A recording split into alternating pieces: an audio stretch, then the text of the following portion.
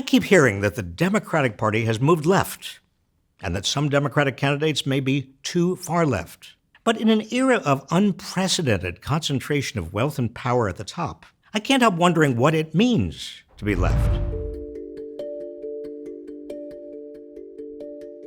A half-century ago, when America had a large and growing middle class, those on the left sought stronger social safety nets and more public investment in schools, roads, and research.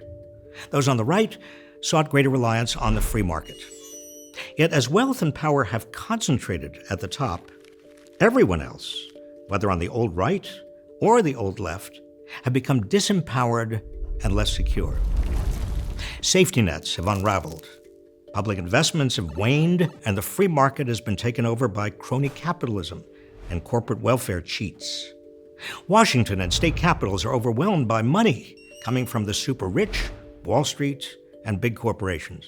So why do we continue to hear and use the same old right and left labels? It's because the emerging oligarchy, those at the top who are accumulating ever more wealth and power over our political system, they feel safer if Americans are split along the old political battle lines.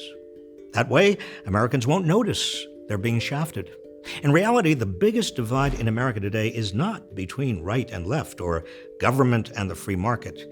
It's oligarchy versus democracy. When oligarchs fill the coffers of political candidates, they neuter democracy. The oligarchs know politicians won't bite the hands that feed them. So long as they control the money, they can be confident there will be no meaningful response to stagnant pay, the climate crisis, military bloat, or the soaring costs of health insurance, pharmaceuticals, college, and housing. There'll be no tax increases on the wealthy. There'll be almost no antitrust enforcement to puncture the power of giant corporations. No meaningful regulation of Wall Street's addiction to gambling with other people's money. No end to corporate subsidies. CEO pay will continue to skyrocket. Wall Street hedge fund and private equity managers will continue to make off like bandits. So long as the oligarchy divides Americans, stokes racial resentments, describes human beings as illegal aliens, launches wars on crime and immigrants, fuels fears of communists and socialists, it doesn't have to worry that a majority will stop them from looting the nation. Divide and conquer allows the oligarchy free rein. It makes the rest of us puppets, fighting each other on a made-up stage. Trump is the puppet master.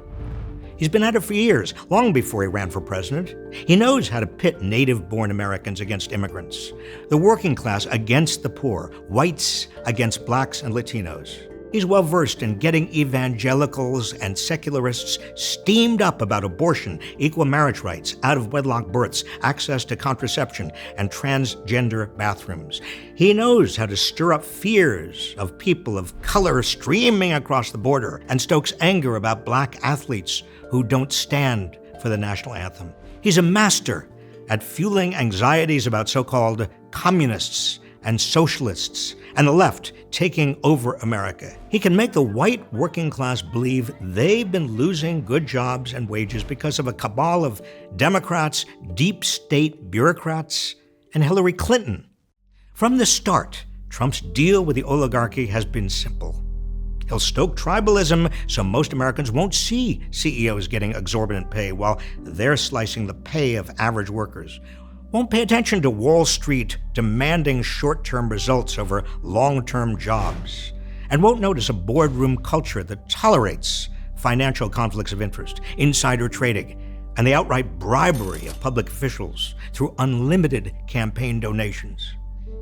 The only way to overcome the oligarchy and Trump's divide and conquer strategy is for the rest of us to join together and win America back.